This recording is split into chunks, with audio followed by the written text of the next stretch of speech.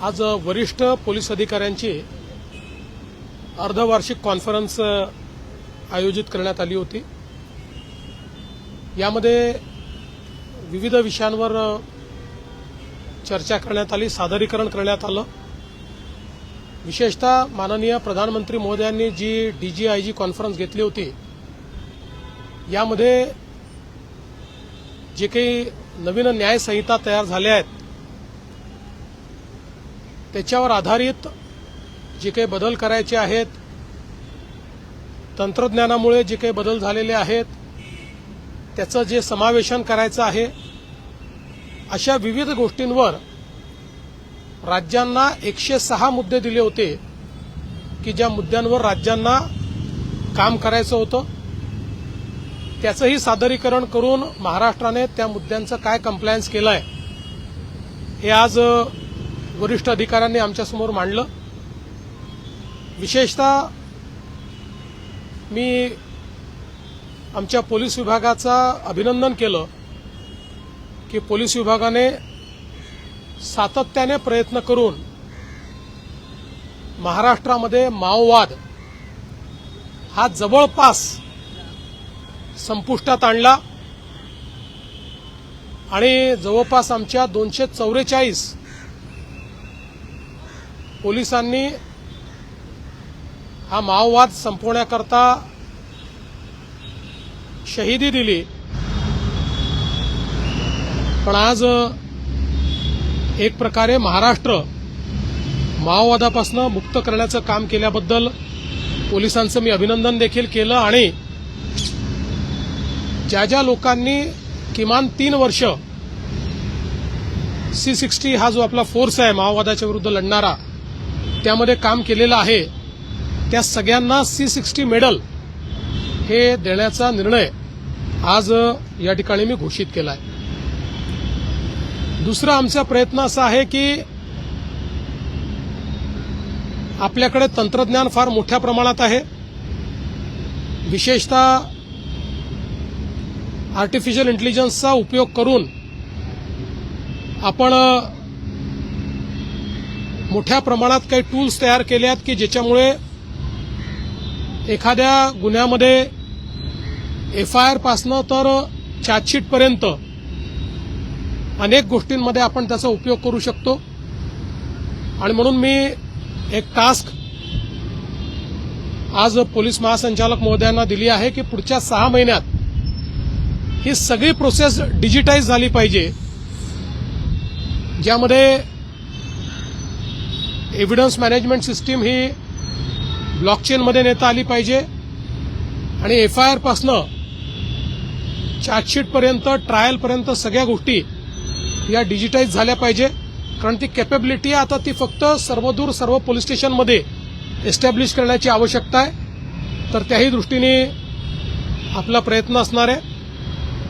आपल्याला कल्पना आहे की अपराध सिद्धीचा दर हा महाराष्ट्राने चांगल्या पद्धतीने वाढवला आहे, तथापि अद्यापही आपल्याला आपण जे काही ध्येय ठरवलं आहे त्यापेक्षा आपण पुष्कळ मागे आहोत।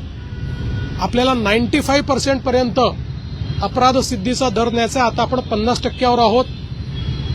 सेशन्स ट्रायलमध्ये तो अधिक कमी आहे, त्यामुळे सेशन्स ट्रायलमध्ये जास्त चांगल्या पद्धतीनं तो रेट कसा वाढवता येईल याच्या काही स्ट्रॅटेजीजवर आज चर्चा झालेली आहे आणि या संदर्भात AIचा उपयोग करून गेल्या 4-5 वर्षातल्या ज्या काही केसेस आहेत याचं एनालिसिस करण्याचं CIDला सांगितलेलं आहे की त्यांनी ज्या केसेसमध्ये कन्व्हिक्शन झालं नाही त्याची कारणं काय होती, त्यामध्ये कुठे लूप होल्स होते, असं करून एक निश्चित धोरण तयार करावं जेणेकरून पुढच्या काळात त्याचा अवलंब करून केसमध्ये कुठली गॅप राहणार नाही, अशा पद्धतीचा प्रयत्न आपण करणार आहोत।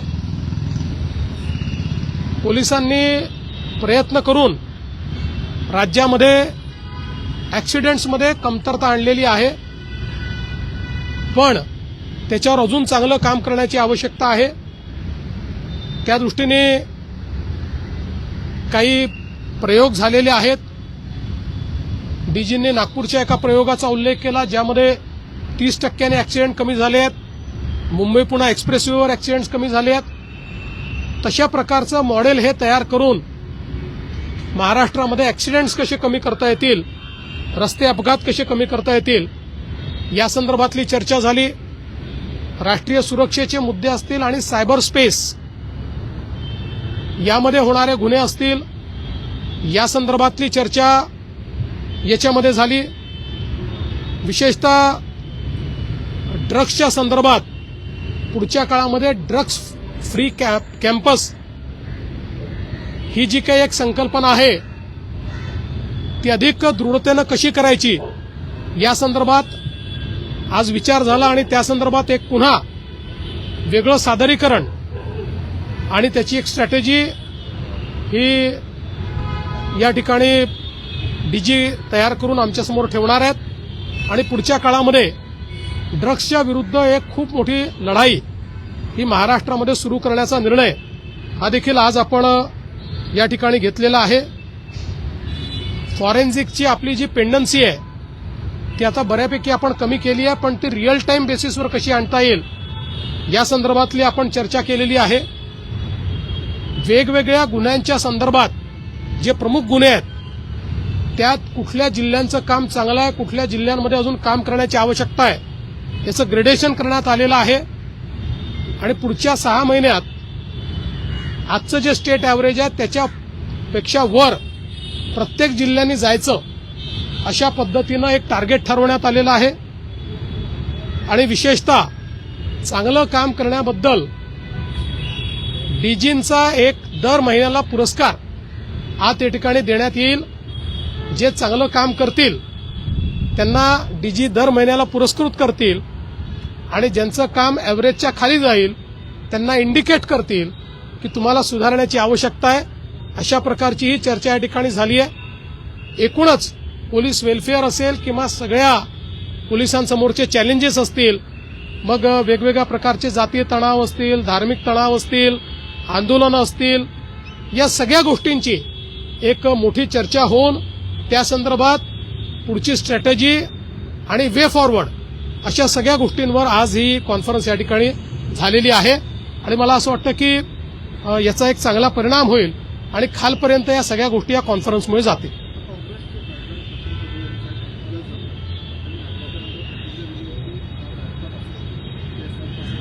मी जरूर त्याची माहिती घेईल. आणि प्रशांत पडोळेच काय, ते तर खासदार आहेत, कोणी सामान्य माणूस असेल आणि त्याचा एखाद्या अपघातात घातपात वाटला तर त्याची चौकशी केलीच पाहिजे.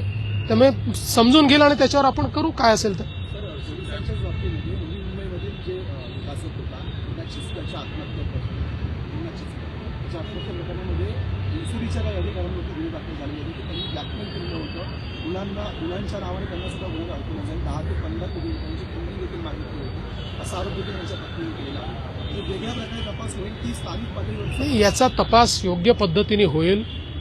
पोलिसांनी गुन्हे रजिस्टर केले याचा अर्थ त्याचा सिरियसनेस त्यांनी समजून घेतलेला आहे. यामध्ये कोर्टात देखील केस चाललेली आहे, कोर्टाचे काही डायरेक्टिव्ह आहेत, त्यामुळे फॅमिलीवरही अन्याय होणार नाही आणि आरोप खरे असतील तर कारवाई होईल या पद्धतीनं त्या ठिकाणी काम केलं जाईल.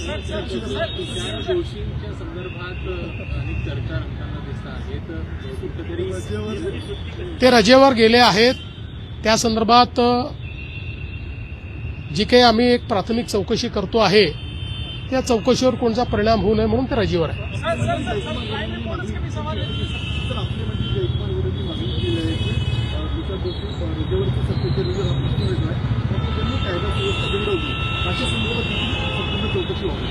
बघा, चौकशी ही काही कुणाची एका व्यक्तीची होत नाहीये.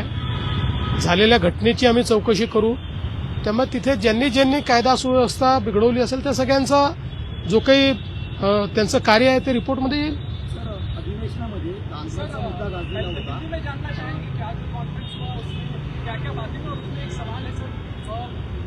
सरकार की तरफ से कहा गया था कि हम AI टूल क्रिएट करें जिससे हम बांग्लादेशियों को आइडेंटिफाई कर पाएंगे. क्या वो टूल बन गया है क्या? देखिए,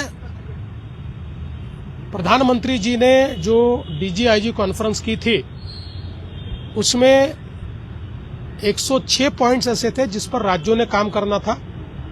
उस पर जो काम किया गया उसका एक एनालिसिस आज हमने इस हाफ ईयरली कॉन्फ्रेंस में लिया है। साथ साथ राज्य में कानून व्यवस्था की परिस्थिति, चैलेंजेस और वे फॉरवर्ड, ऐसे तीनों चीजों पर यहाँ पर चर्चा हुई है। क्राइम, नए पद्धति से जो हमारे नए कानून बने हैं उसका किस प्रकार से उपयोग हो रहा है, टेक्नोलॉजी का किस प्रकार से उपयोग करना है, ये सारी चीजों के ऊपर आज चर्चा हुई है। और पुलिस विभाग ने जो जो किया है उसके प्रेजेंटेशन हमारे सामने किए हैं। और उसके बाद चाहे वो ड्रग्स का क्षेत्र हो, चाहे क्राइम का क्षेत्र हो, चाहे आतंकवाद का क्षेत्र हो, चाहे कम्युनल टेंशन का क्षेत्र हो, चाहे साइबर क्राइम का क्षेत्र हो, चाहे एक्सीडेंट का क्षेत्र हो, ऐसे सारे क्षेत्रों में आगे हमारी स्ट्रैटेजी क्या होगी इसके बारे में हमने आज चर्चा की है। जहां तक बांग्लादेशियों को आइडेंटिफाई करने वाले टूल की बात है, अभी वो पूरा तैयार नहीं हुआ है। आईआईटी में उसकी तैयारी चल रही है, काफी अच्छे रिजल्ट्स है, लेकिन जैसे ही पूरा तैयार होगा हम आपको बताएंगे।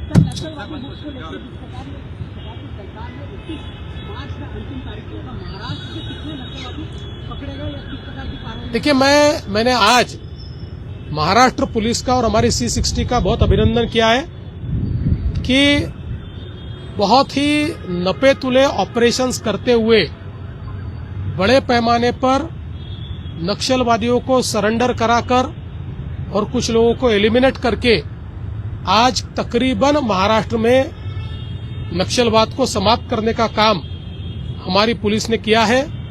प्रधानमंत्री मोदी जी और गृह मंत्री अमित शाह जी, इन्होंने जो देश को वादा किया था उसको अंजाम तक ले जाने का काम ये महाराष्ट्र में हमारी पुलिस ने किया है।